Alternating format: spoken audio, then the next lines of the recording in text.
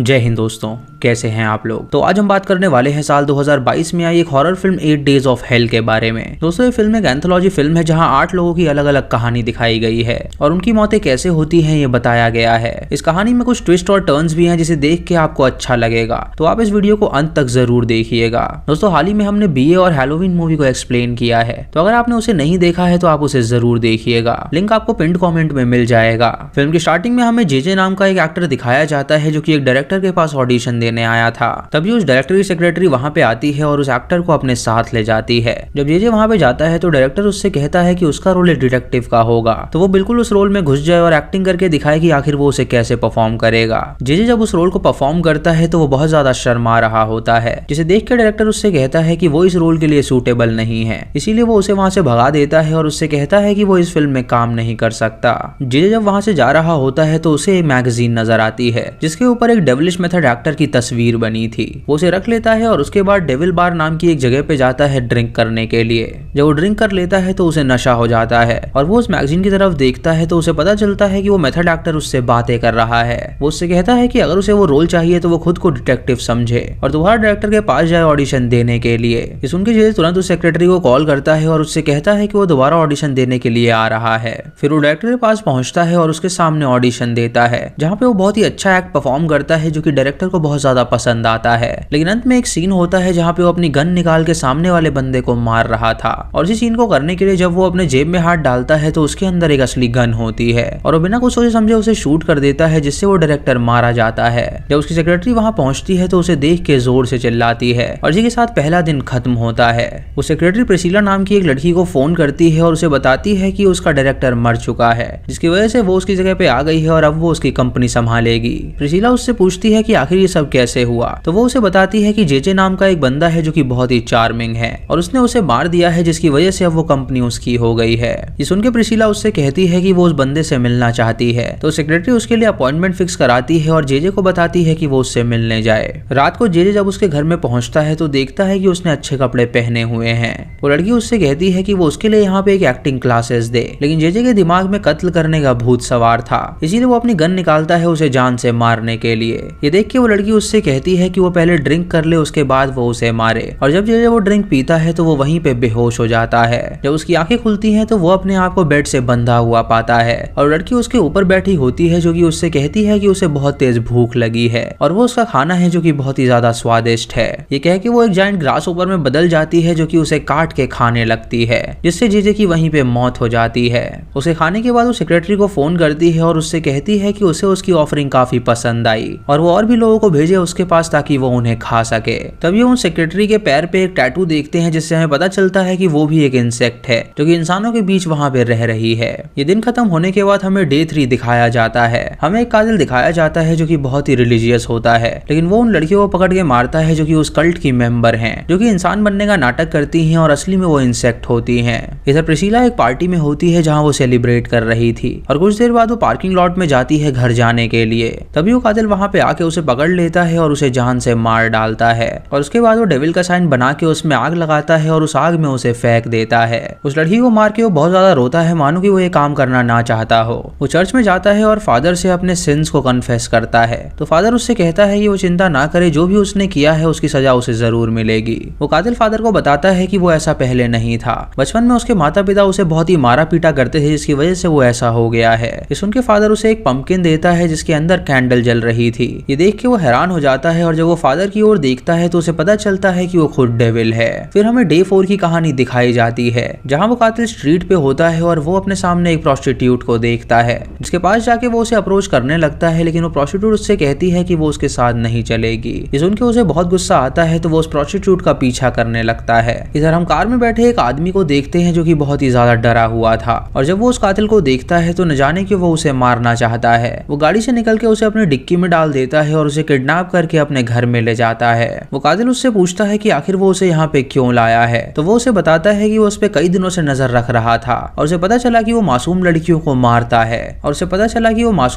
मारता है इसीलिए उसने उससे बदला लेना चाहा। वो कातिल उससे कहता है कि उसने किसी भी लड़की को नहीं मारा है, तो बंदा उसे इलेक्ट्रिक शॉक देता है, तो वो कातिल उससे डर के कहता है कि हाँ उसने ही उन सभी लड़कियों को मारा है। ये सुन के वो कातिल उससे कहता है कि ये सब कुछ वो अपनी बीवी के लिए कर रहा है, क्योंकि शादी के समय उसने अपनी बीवी से कसम खाई थी कि वो हमेशा उसका ख्याल रखेगा और उसकी जो भी जरूरतें होंगी वो उसे पूरा करने की कोशिश करेगा। वो कातिल उससे पूछता है कि आखिर उसकी बीवी कहाँ पर है, तो वो उसे बताता है कि उसकी बीवी यहीं पे मौजूद है। उसको जी वायरस हो गया है जिसकी वजह से वो ज़ॉम्बी बन गई है और अब उसकी जरूरतें हैं इंसान का खून पीना, इसीलिए वो उसे यहाँ पे लाया है ताकि वो अपनी भूख मिटा सके। तभी वो अपनी बीवी को रिलीज कर देता है और उसकी बीवी उसका खून पीने लगती है और उस कातिल की वहीं पे मौत हो जाती है। उसके बाद हमें डे 5 की कहानी दिखाई जाती है जहाँ उस बंदे के दो पड़ोसी होते हैं जो कि बुजुर्ग होते हैं और वो वहाँ पे अपने बेटे के साथ रहा करते थे। वो बूढ़ा आदमी अपने घर के बाहर रूम फॉर रेंट का बोर्ड लगा देता है क्योंकि उन्हें वहाँ पे एक किराएदार की जरूरत थी। जब एक लड़की उस रोड पे जॉगिंग कर रही होती है तो अचानक उसकी नजर उस बोर्ड पे पड़ती है, तो वो अपनी दोस्त को फोन करती है जिसे एक रूम की तलाश थी।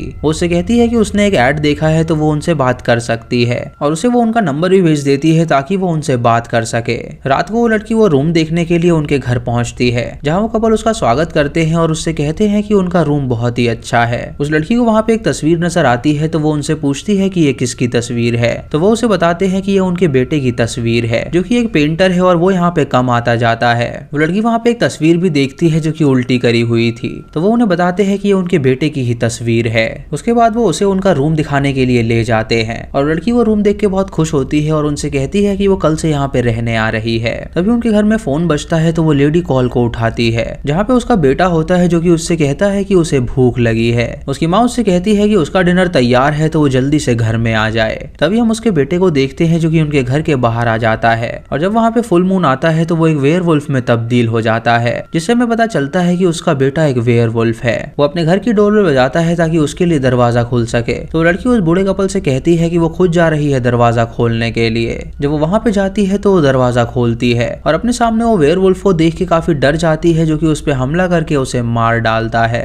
अगले दिन हम फिर से उसी कपल को देखते हैं जो कि बाहर रूम फॉर रेंट का बोर्ड लगाते हैं, यानी वो हमेशा रेंट के लिए लोगों को बुलाते हैं और अपने बेटे को अक्सर उसे खिला दिया करते हैं। फिर हमें डे 7 की कहानी दिखाई जाती है जहाँ हम उनके बेटे को देखते हैं जो कि एक आर्टिस्ट था और वो उनसे अलग रहता था। उसके दो दोस्त थे जिन्हें वो हमेशा अपने साथ रखा करता था और वहाँ पे हाल ही में एक पेंटर की मौत हुई थी तो वो उसे देखने गए थे। जो बंदा अपने घर पहुँचता है तो उसकी माँ उसे कॉल करती है जहाँ वो उसे डांटती है और उससे कहती है कि उसने उस लड़की को क्यों मारा। ये सुन के वो अपनी माँ से माफी मांगता है और उससे कहता है कि अब वो दोबारा ऐसा नहीं करेगा। उसके बाद वो डस्टबिन के पास जाता है कुछ सामान उठाने के लिए और वहाँ पे उसे उस आर्टिस्ट के कुछ सामान नजर आते हैं जिसे डस्टबिन में उसने फेंक दिया था। वो सामान को अपने घर में ले जाता है जिसके अंदर से उसे एक डायरी मिलती है। वो सामान को अपने घर में ले जाता है जिसके अंदर से उसे एक स्केच बुक मिलती है। वो उसके अंदर कई सारे कैरेक्टर्स बने हुए देखता है जो कि उस आर्टिस्ट ने बनाए थे और वो उसके एक पन्ने पे अपनी बिल्ली की तस्वीर बनाने लगता है। तभी उसे अपने दरवाजे के बाहर से कुछ आवाज आती है और जब वो दरवाजा खोलता है तो देखता है कि उसके सामने उसकी बिल्ली खड़ी है। ये देख के वो उसे अंदर बुलाता है और उसे खाना सर्व करता है। तभी उसका दोस्त वहाँ पे आता है और उस बिल्ली को देख के वो हैरान हो जाता है। वो उससे कहता है कि जब वो पिछली बार ट्रिप पे गए थे तो उसकी बिल्ली वहाँ पे गायब हो गई थी और ऐसा मुमकिन हो ही नहीं सकता कि ये बिल्ली वापस आ सके। वो बंदा उससे कहता है कि उसे खुद नहीं पता कि ये वापस कैसे आ गई, उसने बस एक स्केच बुक में इसकी ड्राइंग बनाई और ये वापस आ गई। ये देख के उसका दोस्त उससे कहता है कि जरूर ये बुक कोई जादुई बुक है, वो देखना चाहता है कि ये काम करती है या नहीं। वो कहता है कि वो इसमें नोटों की गड्डी की पिक बनाए और जब वो उसकी पिक्चर बनाता है तो उन्हें वहाँ पे एक नोट की गड्डी मिलती है, जिसे देख के वो दोनों हैरान हो जाते हैं और उन्हें पता चलता है कि इस बुक में जो भी वो बनाते हैं वो सच में होता है।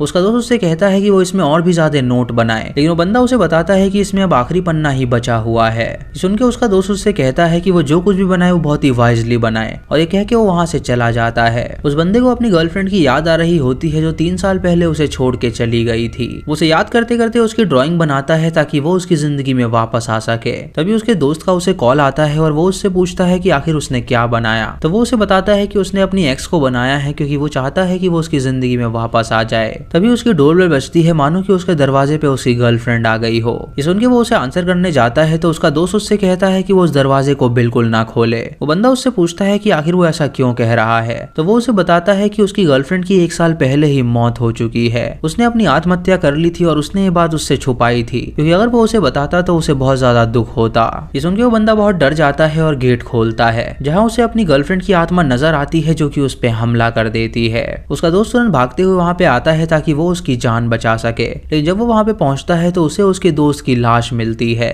ये देख के वो हैरान हो जाता है और तुरंत पुलिस को कॉल करता है और उसे वो सामान बाहर ले जाता है और वो अपने दोस्त को उसे पकड़ाता है। उसका दोस्त जब उसकी डायरी खोलता है तो उसके अंदर उसे डेविल की तस्वीर नजर आती है। उसके बाद वो अपने घर में जाता है जहाँ उसका लैंडलॉर्ड आके उसे बुरी तरह डांटता है है और उससे कहता है कि अगर कल तक उसने उसका किराया नहीं दिया तो वो उसे यहाँ से भगा देगा। वो बंदा पहले एक जुआरी रह चुका था जो कि घोड़ों पे पैसे लगाता था, लेकिन उसने अपना सब कुछ दांव पे लगा दिया था जिससे वो हार गया था और अब उसकी ये कंडीशन आ गई थी कि उसे किराए के मकान पे रहना पड़ रहा था। रात को जब वो अपने घर के बाहर होता है तो दो लोग आते हैं और उसे बुरी तरह पीटते हैं क्योंकि उनके पैसे भी उसने अभी तक नहीं लौटाए थे। वो एक अमीर लड़की के साथ रिलेशनशिप में होता है जिसका पति बूढ़ा था और पैसों के लिए उसने उससे शादी करी थी। वो उससे पैसे मांगता है तो वो लड़की उसे पैसे देने से इनकार कर देती है। तो वो उसे बताता है कि अगर वो उसे पैसे नहीं देगी तो उसका कर्जा कैसे चुकेगा। वो लड़की उस पर हंसने लगती है और बाथरूम में चली जाती है। तभी वो बंदा वहाँ उसके पति की एक महंगी रिंग देखता है जिसे वो चुराना चाहता है। तो वो उस लड़की के पास जाके पूछता है कि क्या वो उसे ले सकता है। वो लड़की उसे फिर से मना कर देती है और उससे कहती है कि वो उसके घर से निकल जाए। ये देख के उस लड़के को बहुत ज्यादा गुस्सा आता है तो वो हेयर ड्रायर को चालू करके उसके बाथ टब में डाल देता है जिससे उस लड़की को शॉक लग जाता है और उसकी वहीं पे मौत हो जाती है। उसके बाद वो उसके हस्बैंड की रिंग को लेके बाहर चला जाता है और एक पॉन शॉप पे पहुंचता है उसे बेचने के लिए। उस पॉन शॉप का ओनर उससे कहता है कि आखिर वो इतनी महंगी रिंग कहाँ से लाया है। तो वो उससे झूठ बोलता है कि उसके दादा की है जो कि इस दुनिया में नहीं है और वो उसे बेचना चाहता है।